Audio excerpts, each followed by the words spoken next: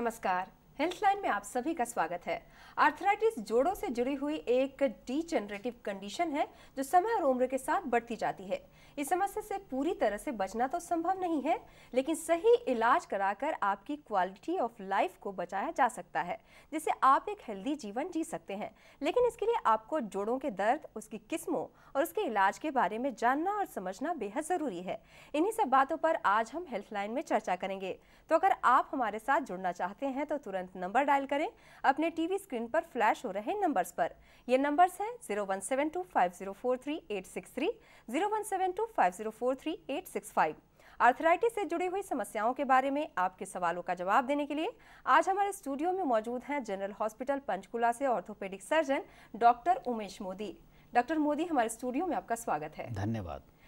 Doctor Modi, arthritis एक आम समस्या है। सभी जानते हैं कि आर्थराइटिस हड्डियों से जुड़ी हुई समस्या है, लेकिन इसको गहराई से कोई नहीं समझ पाता। तो आर्थराइटिस है क्या? आर्थराइटिस जोड़ों की बीमारी है जी। इसमें जोड़ को बनाने वाली हड्डियों के ऊपर जो कार्टिलेज की लेयर होती है, जो कुशनिंग का काम करती है, ये घिस जाती है। इसका वियर एंड टियर हो जाता है जी। जिसकी वजह से जोड़ों में दर्द और सूजन की शिकायत रहती है। इसी को हम आर्थराइटिस कहते हैं। जी।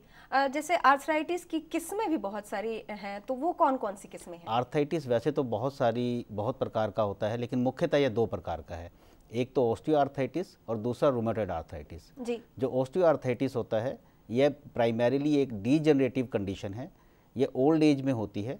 ओल्ड एज के साथ साथ हमारी जोड़ की जो कार्टिलेज होती है वह धीरे धीरे घिसती रहती है, जिसकी वजह से ये प्रॉब्लम होती है। जी। रूमेटॉइड आर्थराइटिस एक इन्फ्लेमेटरी जॉइंट डिजीज़ है।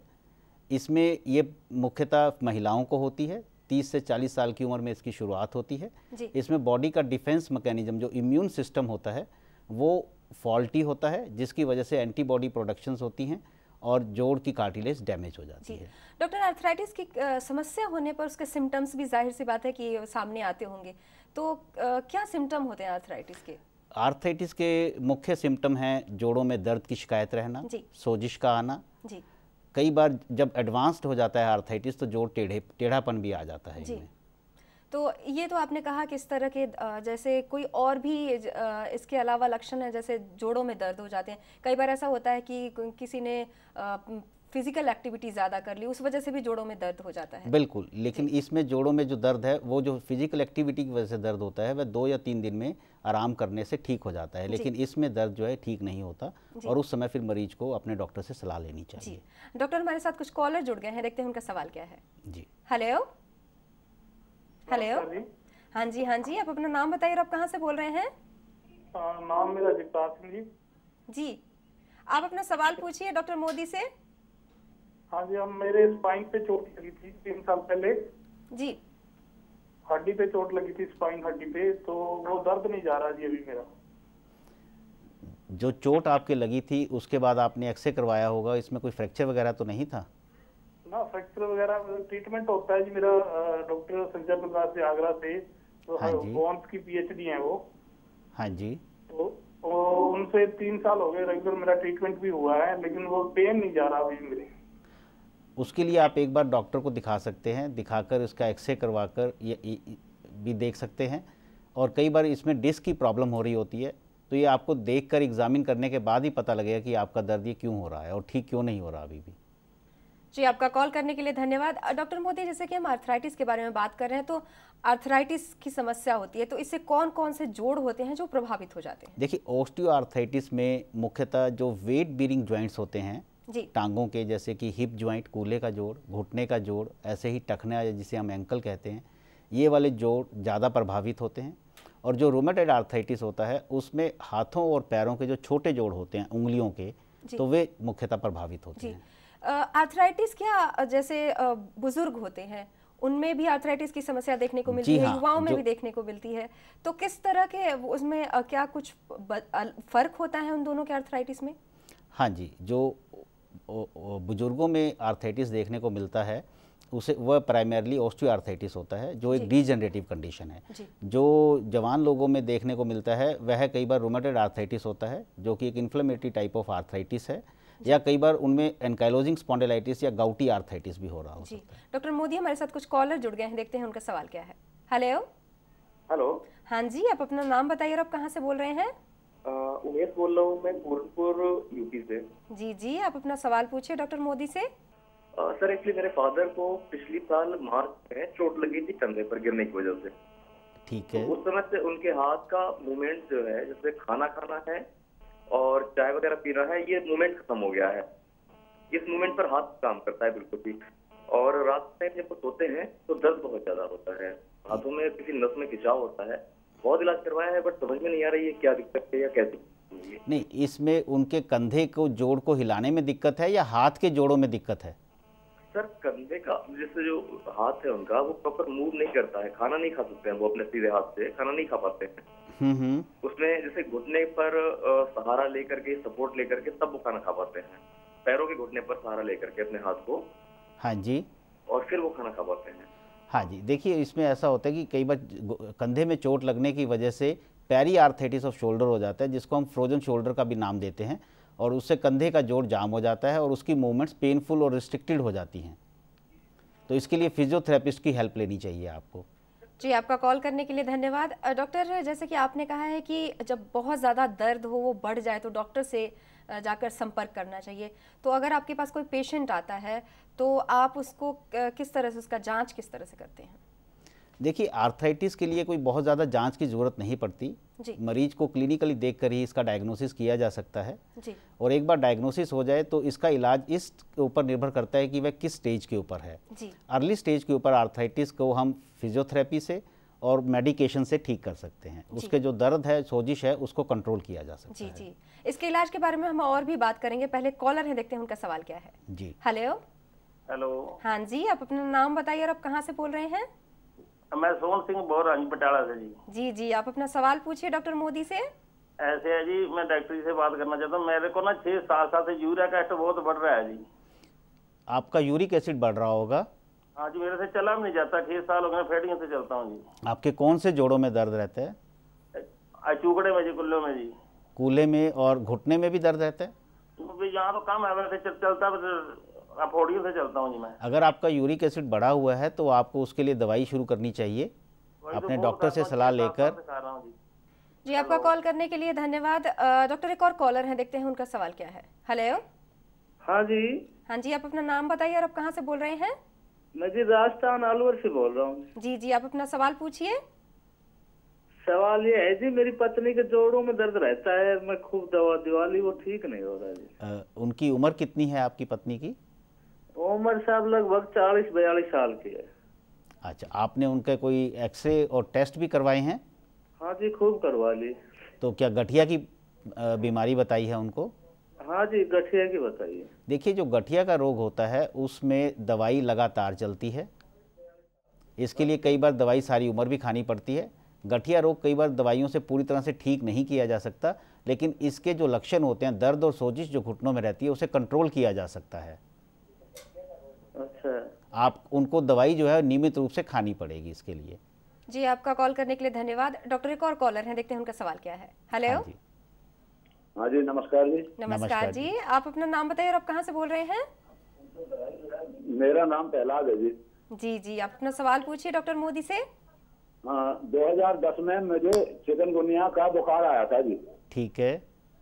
और जी वो फिर अब मेरे जोड़ों में दर्द है जी, घुटनों में। जो चिकनगुनिया की बीमारी है, इसके बाद जोड़ों में आमतौर से दर्द की प्रॉब्लम रहती है। इसके लिए आप अपने डॉक्टर की सलाह लेकर दवाइयाँ ले सकते हैं, जिससे आपका दर्द ठीक हो जाएगा। जी, आपका कॉल करने के लिए धन्यवाद। डॉक्टर, एक और कॉलर हैं, देखते हैं उनका सवाल क्या है। हेलो। हेलो। हाँ जी, आप अपना नाम बताइए और आप कहाँ से बोल रहे हैं?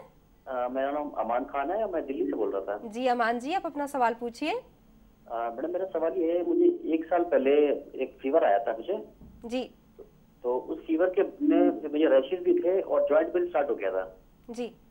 और डॉक्टर ने बताया कि मतलब आर्थराइटिस टाइप का कोई स्पेशल बुखार है। इसके बाद मुझे काफी जॉइंट पेन, आज तक ये 1.5 साल करीब हो चुका है मुझे, लेकिन अभी तक मुझे जॉइंट पेन नहीं गया है। और मेरी एज करीब 35 साल है मेरी, और मैं काफी एक्टिव स्पोर्ट्स पर्सन टाइप का एक्टिव आदमी था, लेकिन अभी मुझे काफी जॉइंट पेन रहता है और कोई इसका समाधान नजर नहीं आ रहा मुझे। आप ये बुखार की वजह से आया था, मुझे हुआ था। हाँ जी, आपके कौन से जोड़ों में ज्यादा दर्द रहता है?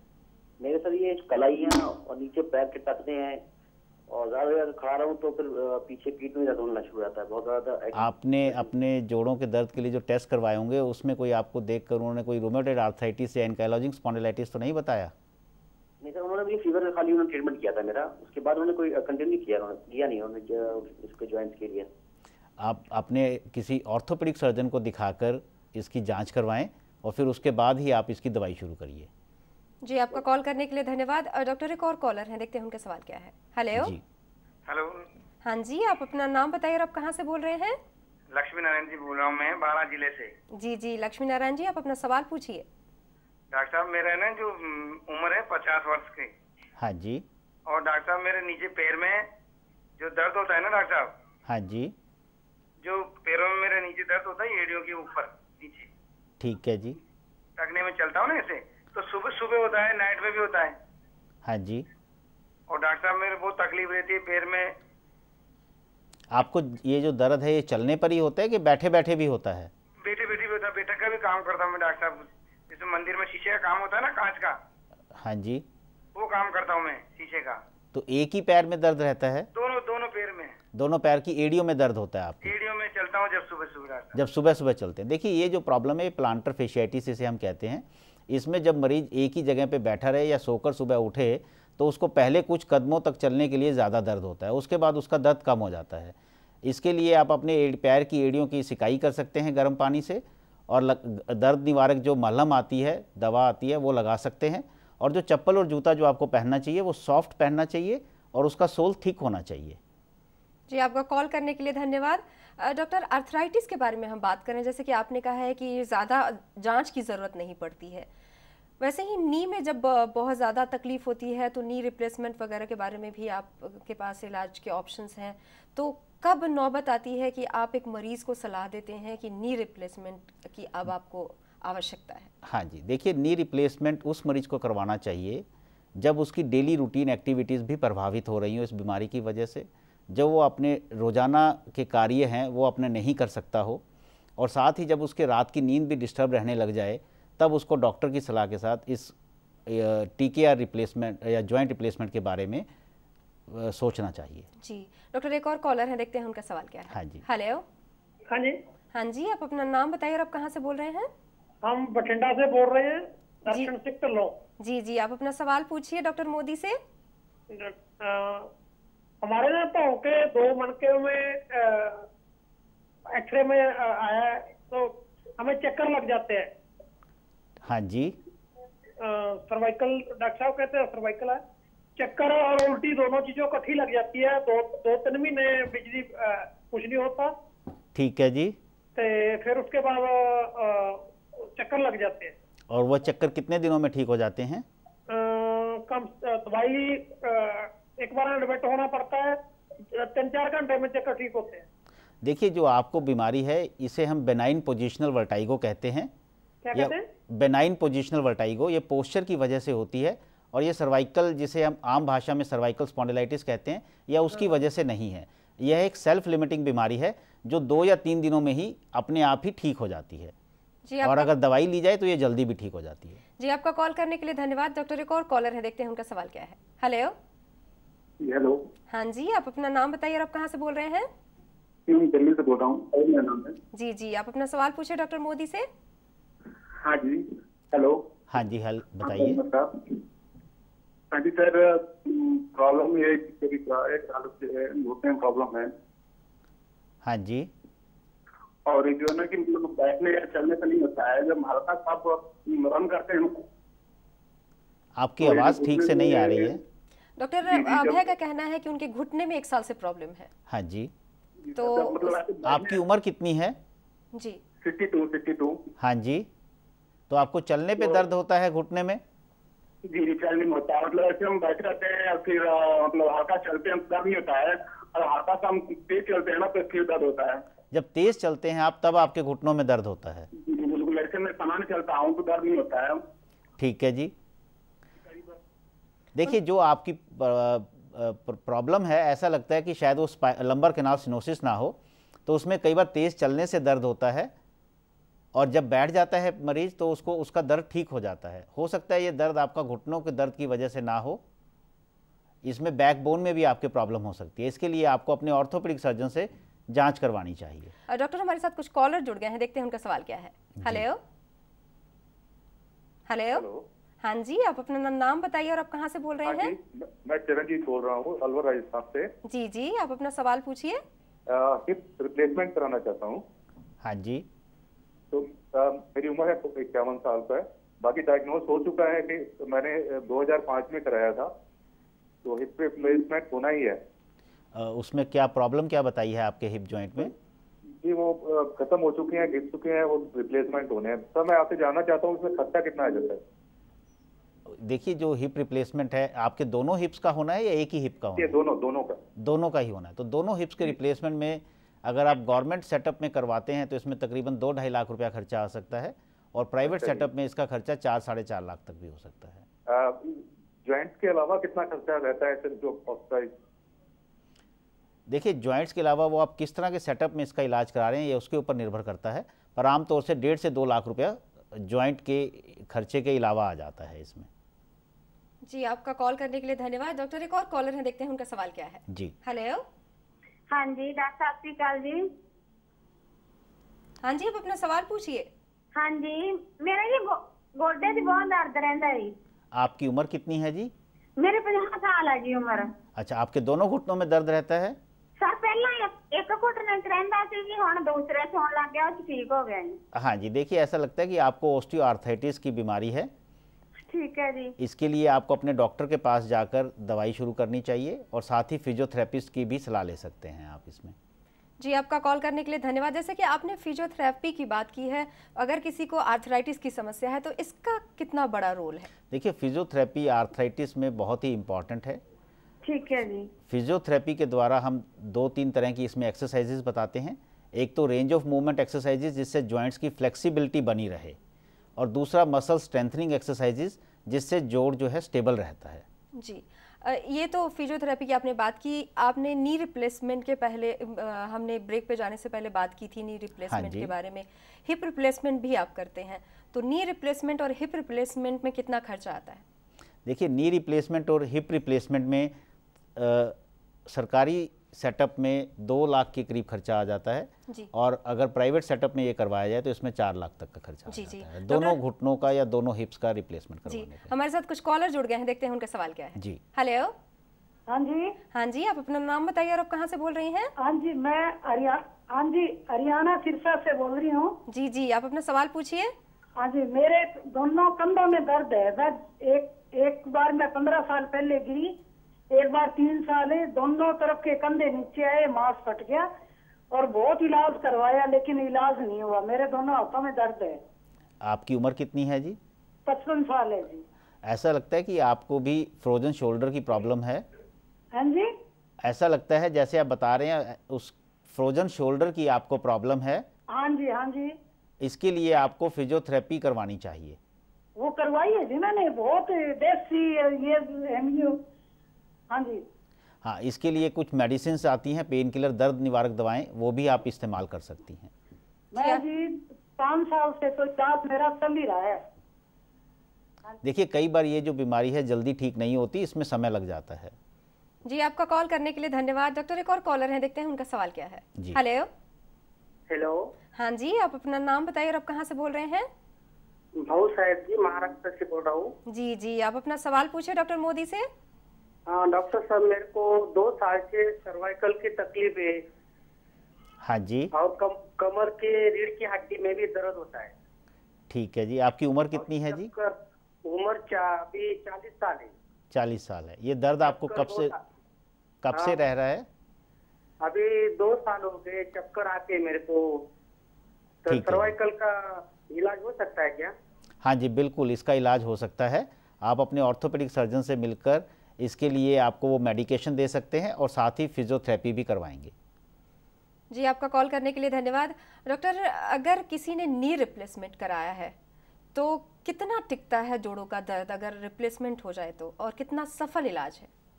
देखिए, TKR एक बहुत ही सफल इलाज है अगर ये तब करवाया जाए जब इसकी ज़रूरत हो तो। जी। दूसरी बात, TKR करवाने के बाद मरीज़ की एक्सपेक्टेशंस कई बार ऐसी होती हैं कि अब मैं पहले जैसा यंग हो गया, लेकिन ऐसा नहीं होता, क्योंकि जो TKR करवाया जाता है ये ओल्ड एज में करवाया जाता है। इसमें ऑस्टियोआर्थराइटिस की वजह से ये TKR किया जाता है। तो इसमें जो ऑस्टियोआर्थराइटिस है वो केवल घुटनों में ही नहीं, बाकी जोड़ों में भी हो रहा होता है। तो बाकी जो जोड़ों में जो दर्द हैं वे तो वैसे ही रहेंगे, लेकिन जो घुटनों का आर्थराइटिस है जिसकी वजह से मेन ज़्यादा पेन हो रही थी वह ठीक हो जाता है इसमें। जी, कितनी सामान्य जिंदगी जी पाता है मरीज इस इलाज के बाद?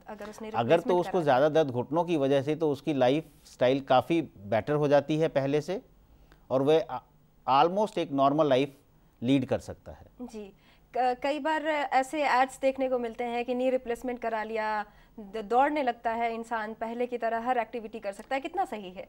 देखिए, अगर वह पहले दौड़ रहा था और उसके जोड़ों में बाकी जोड़ों में और कोई प्रॉब्लम नहीं है तो वह दौड़ भी सकता है इसके बाद। जी, तो अगर उसने रिप्लेसमेंट करा लिया, नी रिप्लेसमेंट करा लिया या हिप रिप्लेसमेंट करा लिया, तो उसके बाद क्या प्रिकॉशन लेना पड़ता है?